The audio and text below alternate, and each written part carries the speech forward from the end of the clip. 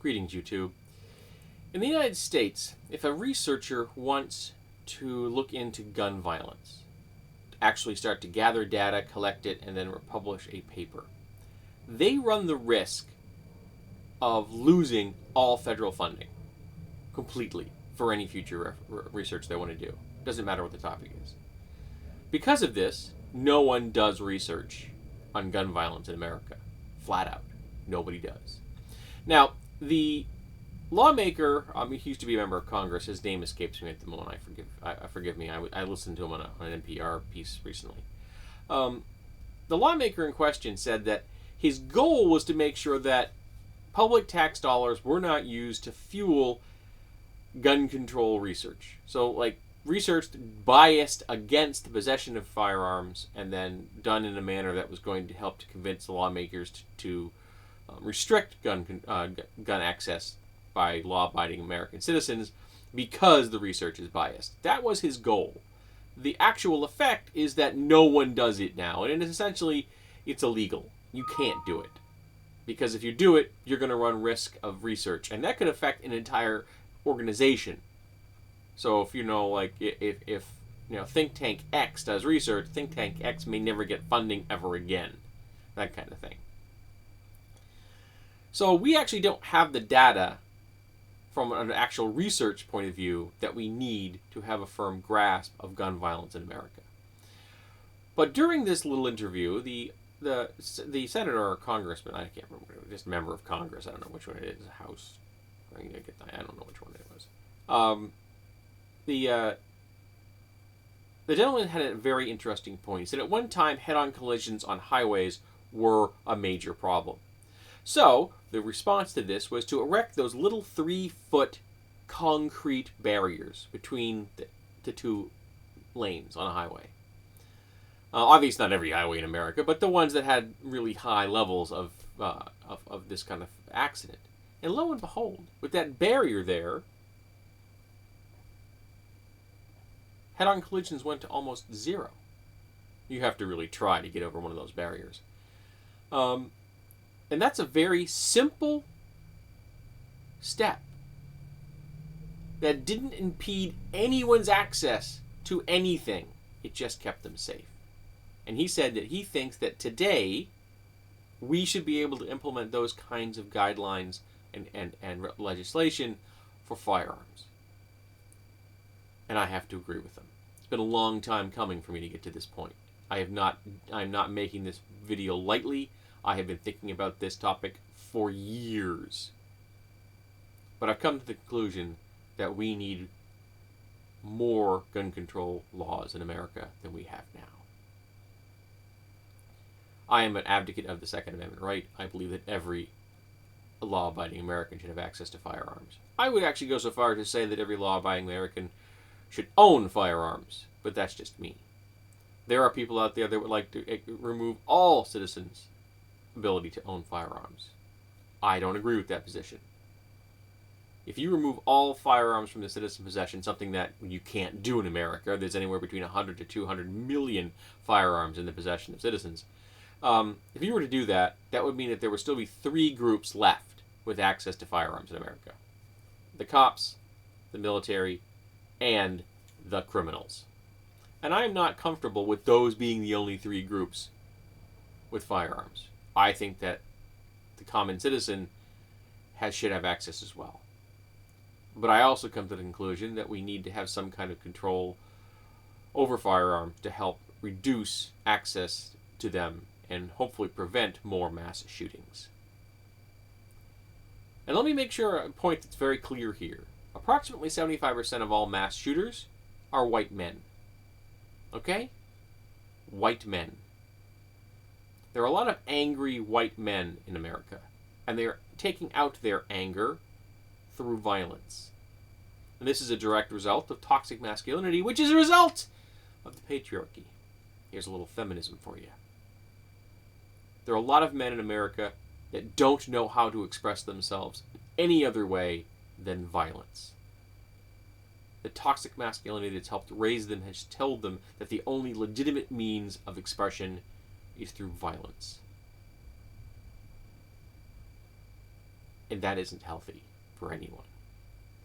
And also, I'd like to address mental illness. Mental illness is a problem in America. We're not addressing it enough. We don't give it enough money.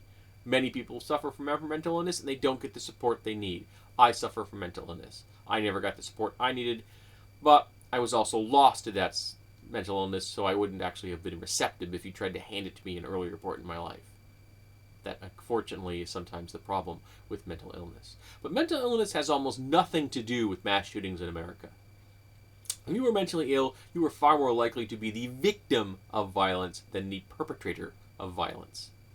Those mass shooters, those white men, the angry ones, yes, they aren't mentally ill. They're just angry white men that have decided that the lives of others are less important than their particular moment of anger, with their confusion of the world around them, and they've convinced themselves that killing other people will solve that problem. But of course, it won't. Instead of addressing the problems they have, they would rather kill other human beings. Which is why I'm now where I am, abdicating for gun control. So what kind of things am I discussing? Well, obviously, registering all purchases. If you purchase a firearm in America, there should be registers and background checks, which means eliminating sales of firearms at gun shows, flea markets, yard sales. Yes, I have seen firearms for sale at yard sales and flea markets. Flea markets all the time. All firearm sales must go through a background check and a registration. Period. You can have access to your firearms. We just have to have a record of that. And we have to have a background check to make sure that you do not have a criminal past. Of course, this is not going to help a lot of the black Americans who have been arrested and thrown in prison for things that are pointless and quite possibly they didn't do. It's almost like it's tied together now, isn't it? Other things I would do is if you actually have been committed for a mental illness, a legitimate one, like you were proven to be a danger to yourself and yothers, then you can't have access to firearms nor live in a place that has firearms. Okay? But if you have voluntarily let yourself into an institution or have gone into or just gone through therapy, no effect on your firearm ownership. If you want to get a concealed carry permit, which I think fine, you want to carry a concealed firearm, you can, but you should have to go through training first to prove that you actually know how to carry one and use it safely. And you should have to keep up that permit just like you do when it comes to a registered vehicle. These are all reasonable things to want. None of this is out of the ordinary. And of course, the one thing I'm going to suggest now is going to get a lot of gun owners upset. And that is magazine limits and access to assault weapons. No citizen needs access to an assault weapon, period.